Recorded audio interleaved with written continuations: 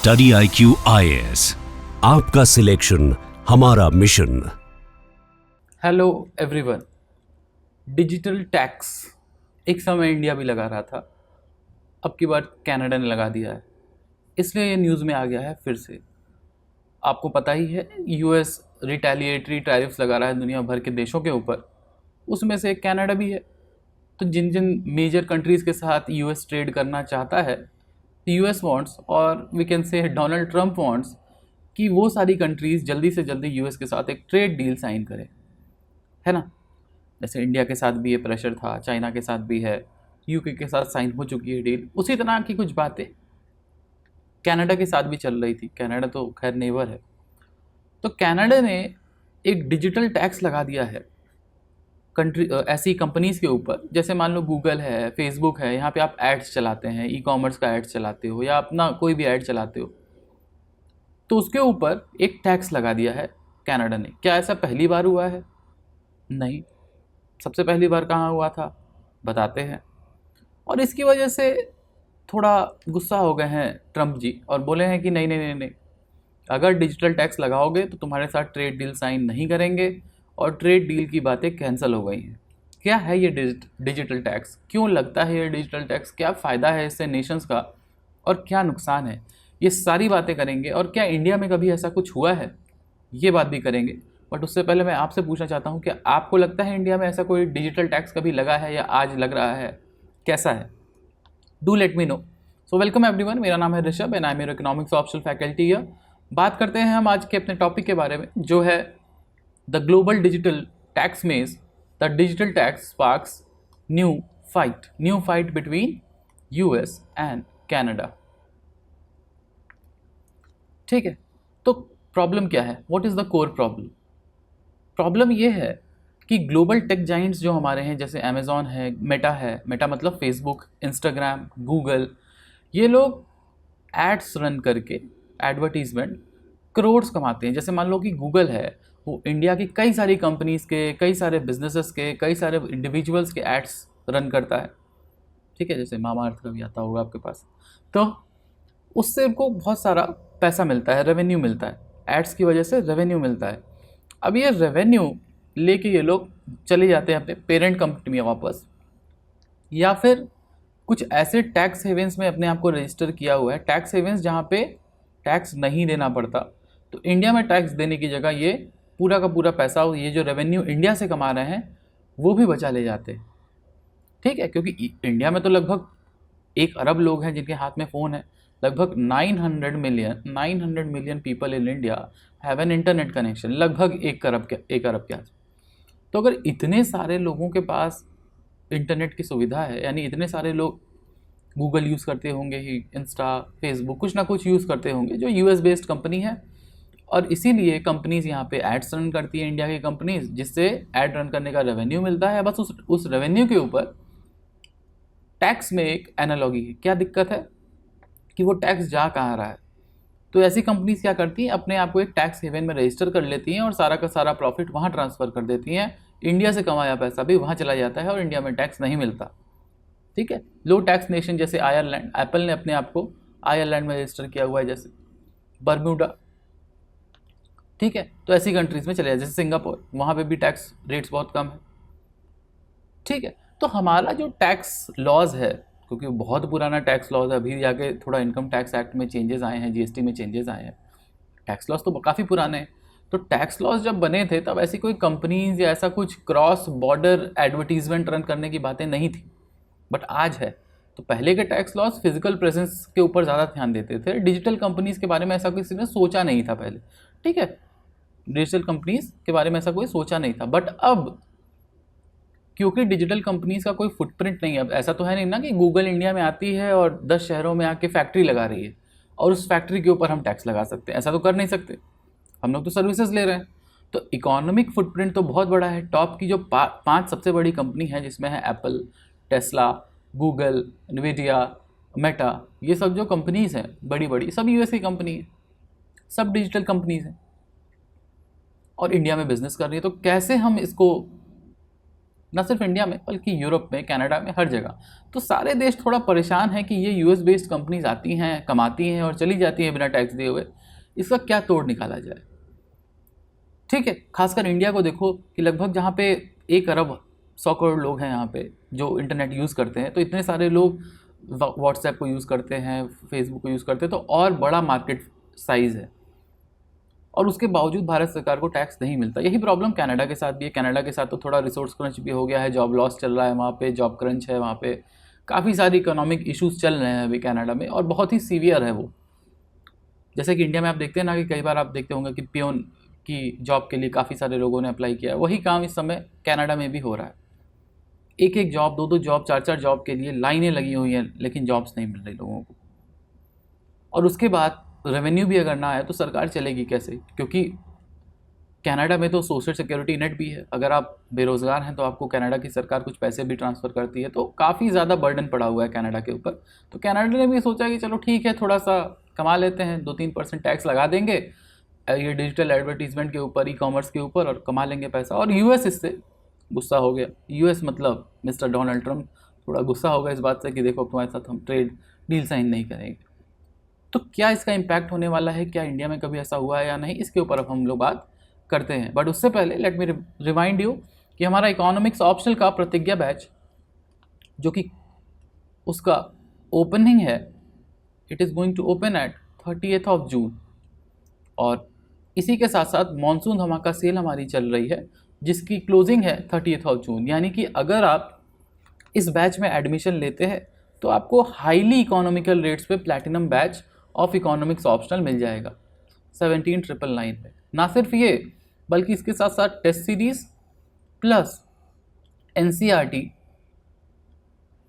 ठीक है, NCERTs and test series आपको फ्री मिलेंगी इस मॉनसून धमाका सेल में। You will have to do one thing, आपको कोड यूज़ करना है HS live across study IQ platform, economics optional batch अब में आप एडमिशन लेने जा रहे हैं, HS लाइव यूज़ करिए।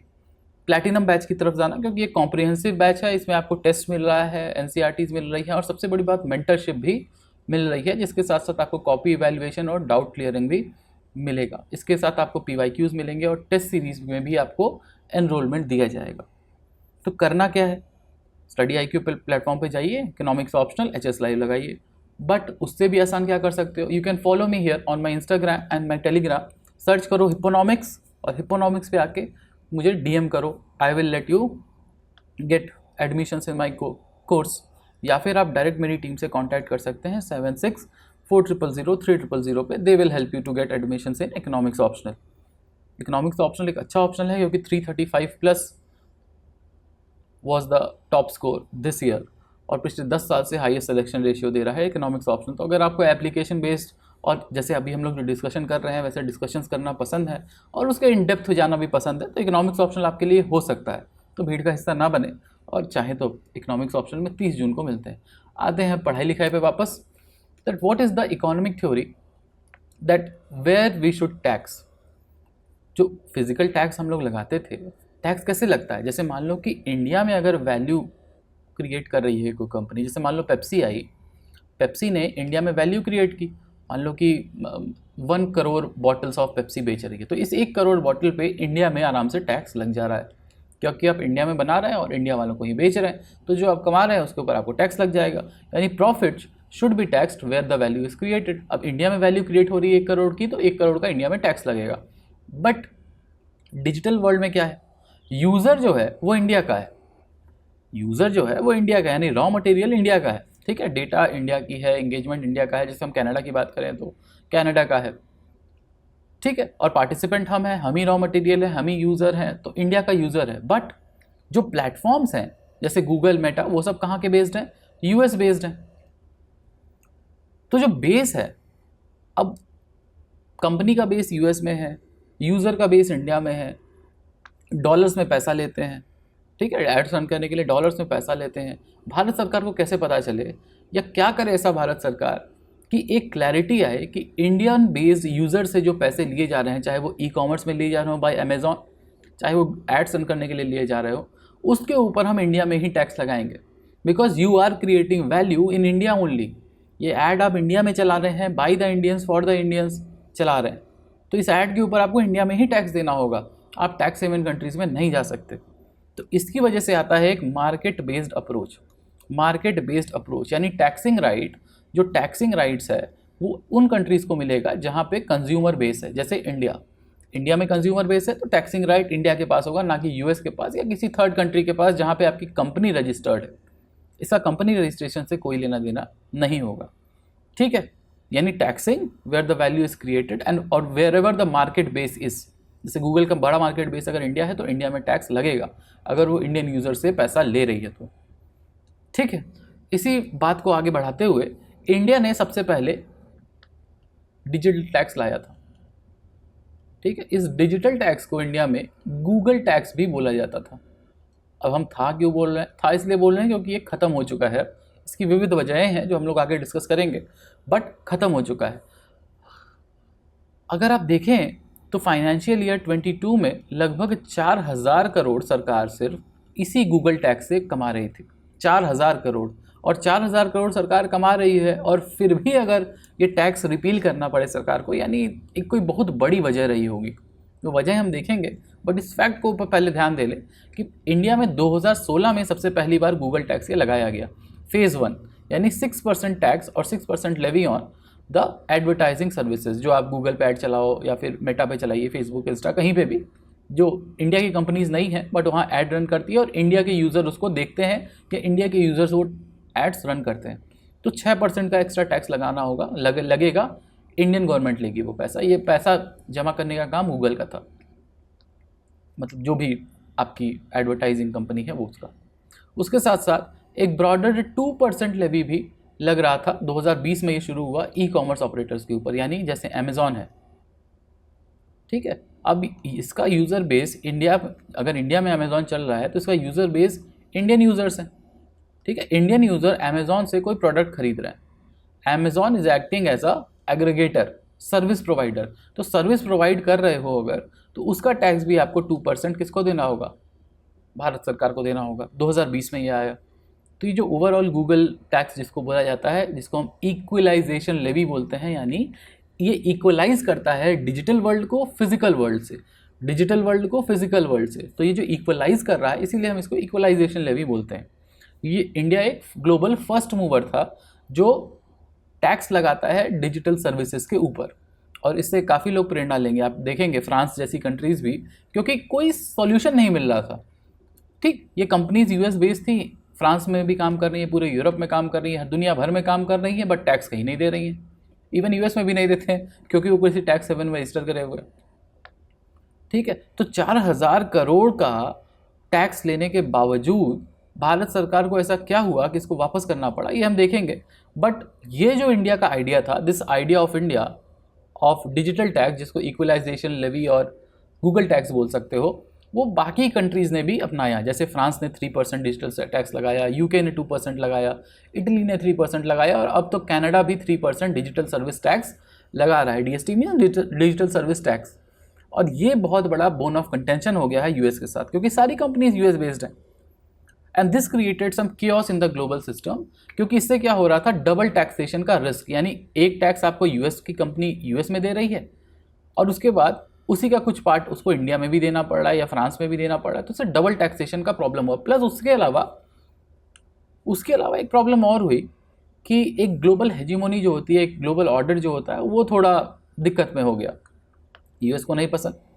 तो प्रॉब्लम क्या आई कि यूएस ने रिटेलिएशन और थ्रेट्स देना शुरू किया, ठीक है। थ्रेट का मतलब ये नहीं कि मार देंगे, ऐसा नहीं है, यानी कि ट्रेड रोक देंगे, ठीक है। यूएस में एक सेक्शन 301 है, सेक्शन 301। ये सेक्शन 301 रिटेलिएटरी टैरिफ्स लगाने का अधिकार देता है यूएस को, ठीक है। यूएस यानी बॉल्ड ईगल, जो वहाँ का नेशनल बर्ड है, ठीक है। तो यूएस ने कहा कि देखो, इंडिया को पहले बोला कि अगर तुम ये टैक्स वापस नहीं लोगे तो 25% का टैरिफ हम सारे इंडियन गुड्स पे लगा देंगे। और यूएस इंडिया के गुड्स के लिए एक बहुत बड़ी मार्केट है, सबसे ज़्यादा एक्सपोर्ट करते हैं, एक्सपोर्ट सरप्लस है हम लोग यूएस के साथ। एक वजह ये थी कि इंडिया को भी एक समय बोला, तो इंडिया के ऊपर ये प्रेशर आएगा ना कि हमको यूएस के साथ अगर ट्रेड करना है, एक ट्रेड डील साइन करनी है, so we will have to do something to please the US. तो हमने क्या किया, वापस ले लिया। ये गूगल टैक्स। इसकी और वजह भी है, बट एक बहुत बड़ी वजह है यूएस, कि यूएस के साथ ट्रेड डील साइन करनी है तो हमको ऐसे गूगल टैक्स, डिजिटल टैक्स को वापस लेना पड़ेगा। प्लस दे थ्रेटेंड ऑल्सो कि 25% एक्स्ट्रा टैरिफ लगा देंगे। और करेंटली देखा जाए तो कनाडा ये डिजिटल सर्विस टैक्स वापस नहीं लेने को कह रहा था जब यूएस के साथ बातचीत चल रही थी। तो ठीक है, currently that's why it is in news कि कनाडा रिफ्यूज्ड कि वो डिजिटल टैक्स को वापस लेगा। और इसकी वजह से दिखाई देता है कि India did a good job of taking back the Google tax and not going against the wishes of US, क्योंकि फिर ट्रेड डील नहीं मिलती, इंडिया के ट्रेड को नुकसान हो जाता। ठीक है, तो सोल्यूशन क्या है? तो ओईसीडी 2 पिलर फ्रेमवर्क लेके आता है। ठीक है, एक ब्रॉडर कंसेंसस आता है, 2 पिलर, यानी pillar 1 redistributing the profit of companies. अब वो कंपनी अगर यूएस की भी है तो भी उस कंपनी को अपने प्रॉफिट को डिवाइड करना होगा, क्योंकि देखो दुनिया भर से प्रॉफिट आएगा यूएस की कंपनी को, तो इंडिया से जो प्रॉफिट आ रहा है उस प्रॉफिट का एक पार्ट आपको सरकार के साथ शेयर करना होगा। ठीक है, पहला पिलर ये कहता है कि एक पार्ट आपको प्रॉफिट का शेयर करना होगा। ठीक है, ये एक तरह से डायरेक्ट रिप्लेसमेंट होता किसका? डिजिटल सर्विस टैक्स का। ठीक है ना, ताकि फेयरली कंपनसेटेड होती हर दुनिया की हर सरकार, जहाँ से जिसको प्रॉफिट मिल रहा है उस प्रॉफिट पे कुछ टैक्स आपको देना पड़ेगा। ठीक है, ऑनेस्ट टैक्सेशन। और पिलर टू यानी कि मिनिमम अल्टरनेट टैक्स की बात होती है, यानी 15% के आसपास हर कंपनी को 15% के आसपास हर कंपनी को टैक्स देना ही होगा जिस भी देश में वो काम कर रहा है। ठीक है, जिस भी देश में वो काम कर रहा है, जहाँ पे भी उसको सिग्निफिकेंट इकोनॉमिक प्रॉफिट्स हो रहे हैं वहाँ पे 15% उसको टैक्स देना होगा। तो ये ओईसीडी का 2 पिलर फ्रेमवर्क आया to replace the digital service tax, pillar 1 and pillar 2। Pillar 1 क्या था? Redistributing the profit with the countries, and also pillar 2 क्या था? एक ग्लोबल सिंगल टैक्स फ्लोर बनाना, जिसको हम मिनिमम अल्टरनेट टैक्स बोलते हैं या मिनिमम अल्टरनेट कॉर्पोरेट टैक्स बोलते हैं, 15% का। इसमें से जो पिलर 2 है वो तो चल गया, दुनिया भर के लगभग 50 से ज़्यादा मेजर इकोनॉमीज़ ने इंक्लूडिंग इंडिया इसको अपना लिया कि देखो तुम यहाँ काम कर रहे हो तो 15% टैक्स तुम दोगे। तो एक पॉजिटिव सम गेम भी इसको कह सकते हो, क्योंकि टैक्स बेस बढ़ा। अब गूगल को या मेटा को या अमेजॉन को अगर इंडिया टैक्स कर सकती है तो इंडिया का टैक्स बेस ऑब्वियसली बड़ा होगा। पहले इतना था तो बड़ा हो गया, ज़्यादा टैक्स बेस हो गया, ज़्यादा बड़ा टैक्स बेस हो गया, तो टैक्सेशन या रेवेन्यू बढ़ने की संभावना रहेगी। बट जो इसका पिलर 1 था, रीडिस्ट्रीब्यूटिंग और रीडिवाइडिंग प्रॉफिट वाला, उसको वो रुक गया because US refused, US didn't ratified. अगर यूएस रेटिफाई नहीं करेगा तो यूएस की कंपनीज के ऊपर आप कैसे टैक्स लगा लेंगे? यूएस की कंपनीज कैसे रीडिस्ट्रीब्यूट करेंगे? वो तो कहेंगे कि मेरा देश तो यूएस है, उसने तो मना कर दिया है ऐसा कुछ करने से, तो हम नहीं करेंगे। तो पिलर 2 तो चल गया, यानी 15% मिनिमम टैक्स की बातें तो सक्सेस हो गई मेजर इकोनॉमीज़ में। बट ये यूएस ने यहाँ पे एक लगा दिया रोड ब्लॉक। ठीक है, रोड ब्लॉक लगा दिया, यानी टैक्स रेवेन्यू इंडिया में नहीं आने वाला था इंडिया के गेन से, वो किधर जाने वाला था? यूएस को। ठीक है, क्यों? क्योंकि यूएस का कहना था कि इंडिया में अगर टैक्स आएगा तो यूएस का टैक्स कट जाएगा। मतलब गूगल जो यूएस को टैक्स दे रही है या मेटा जो यूएस को टैक्स दे रही है, उस टैक्स की पाई से कुछ हिस्सा हमको इंडिया को देना होगा, तो वो यूएस की ट्रेजरी के लिए अच्छा नहीं है। तो यूएस का कि देखो मेरा बजट खराब हो जाएगा, मैं नहीं करने वाला हूँ। तो पिलर 1 धरा का धरा रह गया, लेकिन पिलर 2 जहाँ पे मिनिमम अल्टरनेट टैक्स की बात होती है वो चालू हो गया। यानी इंडिया से डिजिटल सर्विस टैक्स भी चला गया और रिडिस्ट्रीब्यूशन वाली जो बात थी वो भी नहीं हो पाई, इस पर ग्लोबल कंसेंसस नहीं बन पाया बिकॉज ऑफ यूएस। ठीक है, तो क्या करें? इंडिया ने क्या किया? क्या था इंडिया का स्ट्रैटेजिक रिट्रीट? क्यों किया ऐसा? तो इक्विलाइजेशन लेवी जो है वो इंडिया को वापस लेना ही था, क्योंकि यूएस के साथ ट्रेड टॉक्स चल रही है and India does not want कि डोनाल्ड ट्रंप को एक और मौका मिल जाए इंडिया के ऊपर क्या करने का और टैरिफ्स लगाने का। तो इंडिया अपना फुल रिपील लेती है इक्विलाइजेशन लेवी का, यानी 6% जो डिजिटल एड्स के ऊपर लगाई थी। अब खुद सोच के देखो, अगर आप न्यूज़पेपर में ऐड देते हैं तो आपको जीएसटी देना पड़ता है ना, टैक्स लगता है ना आपके ऊपर। वो काम आपको उधर नहीं करना पड़ रहा था। गूगल जो पैसा ले रही थी डिजिटल ऐड चलाने का, या अमेजॉन या मेटा जो पैसा ले रहा था डिजिटल एड्स चलाने का, उसको टैक्स नहीं देना पड़ रहा था। बट मरता क्या ना करता। ठीक है, तो अपना पूरा का पूरा ये जो equalization levy, digital tax, Google tax, कुछ भी बोल लो, उसको सरकार ने 1 अप्रैल 2025 से वापस ले लिया है। 2% ई कॉमर्स लेवी पिछले साल लिया था और 6% आपका डिजिटल टैक्स यानी एडवर्टाइजिंग लेवी वो भी वापस ले लिया गया है अप्रैल में। क्यों किया गया है? Because of international commitment and good faith कि India is a good boy. तो इंटरनेशनल गुड फेथ के लिए, गुडविल के लिए वापस लिया गया। और दूसरा, जियो पॉलिटिकल रियलिटी हमको समझ में आती है कि ये जो ट्रेड वॉर चल रहा है दुनिया भर में यूएस के साथ, हमको वो अवॉइड करना है। We are a growing nation, we need allies, we need trade partners, and by going into the bad books of US, India को कोई फ़ायदा नहीं होने वाला है। तो हमारा मेजर प्रायोरिटी क्या है इस समय? India US partnership is a major priority. तो इसके लिए भी इसको स्ट्रैटेजिकली वापस ले लिया गया इंडिया से, बट कनाडा यही करने से मना कर रहा है। ठीक है, तो फ्यूचर क्या है? फ्यूचर क्या हो सकता है? तो क्या टैक्स फ्री हॉलीडे मिल जाएगा? लेकिन तो जवाब होगा कि नहीं, ऐसा कुछ नहीं होने वाला है। बट हाँ, अब हमें फ़ायदा मिला है OECD के फ्रेमवर्क से, सिग्निफिकेंट इकोनॉमिक प्रेजेंस की जो बात की है और रॉयल्टी फीस या ऑफ टेक्निकल सर्विसेज की बात की जाती है आपके OECD फ्रेमवर्क में, तो सिग्निफिकेंट इकोनॉमिक प्रेजेंस तो भाई गूगल का, मेटा का, अमेजॉन का, सबका है इंडिया में। तो अगर लार्ज डिजिटल प्रेजेंस है इंडिया में, ठीक है, लार्ज डिजिटल प्रेजेंस है, तो इंडिया अपने टैक्स लॉज में थोड़े से चेंज करके वही ओल्डर टैक्स लॉज को जो इंडिया कर भी रहा है, टैक्स लगा सकता है on the basis of significant economic presence in India.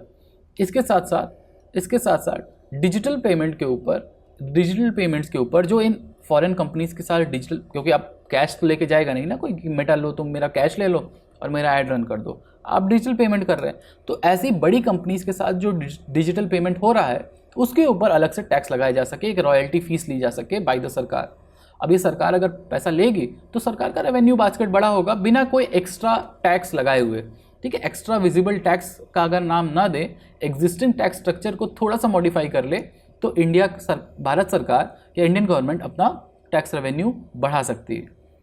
ठीक है, यानी the era of simple levies over, the future involves protracted legal battles. Because देखो, अब कुछ भी नया चीज़ आएगा तो लीगल बैटल्स तो होंगी, बट अगर हम अपना टैक्स अमेंडमेंट्स सही से रखते हैं, ठीक है, तो लीगल बैटल्स पे हमको ज़्यादा नुकसान होने की उम्मीद नहीं रहेगी। ठीक है, the future of taxing is old school, not new school. Old school में थोड़े थोड़े मॉडिफिकेशन करके इंडियन गवर्नमेंट अपना रेवेन्यू बेस बड़ा कर सकती है without going into a trade war with US. और ये सिर्फ इंडिया के लिए नहीं है, ये दुनिया की किसी भी कंट्री के लिए लागू होता है, कम से कम अभी अगले 4 साल तक, जब तक मिस्टर डोनाल्ड ट्रंप बैठे हुए हैं। ठीक है, तो इंडिया के लिए क्या समझ में आता है इसमें?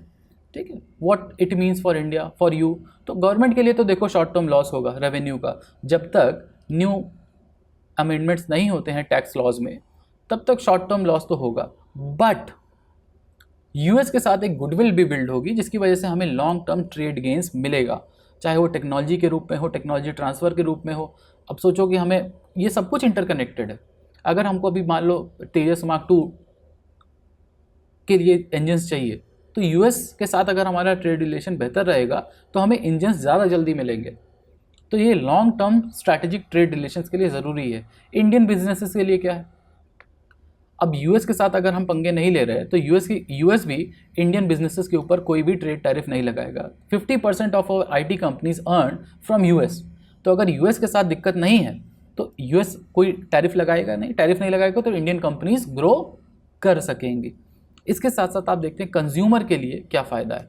देखो, कंज्यूमर के साथ तो ये है कि फ़िलहाल अगर जब गवर्नमेंट ने टैक्स रिपील किया है तो कंज्यूमर ही ये टैक्स भर रहा था, मतलब जो भी एक्स्ट्रा कॉस्ट आता है कंपनीज वो बर्डन कंज्यूमर पे ही ट्रांसफ़र करती हैं। तो फिलहाल तो कंज्यूमर को भी थोड़ा राहत है, अनलेस अनटिल कोई नए रूप में ये टैरिफ्स या टैक्स नहीं आ जाते तो। ठीक है, और उसके अलावा जब भी नया टैरिफ आए तो ये ध्यान रखा जाए जो रीडिस्ट्रीब्यूशन ऑफ प्रॉफिट हो उससे भारत के कंज्यूमर और भारत की जनता दोनों के वेलफेयर का ध्यान रखा जाए, कि कंज्यूमर के ऊपर टैक्स का बर्डन ना आए, बट वो जो टैक्स रेवेन्यू बढ़ रहा है भारत सरकार के पास उसका इक्विटेबल डिस्ट्रीब्यूशन होता रहे भारत के लोगों के लिए। ठीक है, यानी हमारे लिए और इंडिया के लिए ये ज़रूरी है। तो हम क्या सीख सकते हैं? What are the key takeaways? कि देखो, फाइट इज़ अबाउट फेयरनेस, यानी taxing profits where users are, but और इंडिया एक बोल्ड पायनियर भी था, यानी फर्स्ट था जो डिजिटल टैक्स लगाया था, इक्विलाइजेशन लेवी लगाया था। बट ग्लोबल कंसेंसस ना होने की वजह से और यूएस का दबाव होने की वजह से, ठीक है, यानी प्रॉफिट शेयरिंग डेडलॉक जो यूएस का दबाव है, या यूएस ने वापस ले लिया, यूएस ने साइन नहीं किया, तो ये जो दबाव है उसकी वजह से हमें अपना ये जो पूरा का पूरा डिजिटल टैक्सेशन सिस्टम था उसको वापस लेना पड़ा, रिपील करना पड़ा for a better long term global cause. तो पाथ फॉरवर्ड क्या हो सकता है कि हमें अब ट्रेड को स्ट्रैटेजाइज करना चाहिए। अगर हमारा ट्रेड बढ़ेगा तो इस ट्रेड से इंडियन गवर्नमेंट ज़्यादा रेवेन्यू कमा सकती है, instead of going at war with or a trade war with US, जो कि इंडिया की इकोनॉमी के लिए अच्छा नहीं होगा। अगर हम एक टैक्स वापस ले लेते हैं और उससे ज़्यादा बड़ा गेन प्राप्त कर सकते हैं तो हमें वो करना चाहिए। यानी हमारे जियो पॉलिटिकल और जियो इकोनॉमिक फ्यूचर के लिए ये ज़्यादा ज़रूरी है, ठीक है। Instead of going with for trade Wars, ये वॉर को अगर हम, ठीक है, या जो भी बैटल्स हैं वो ट्रेड बैटल की जगह अगर लीगल बैटल हो जाए तो ज़्यादा बेहतर है भारत के ट्रेड के लिए।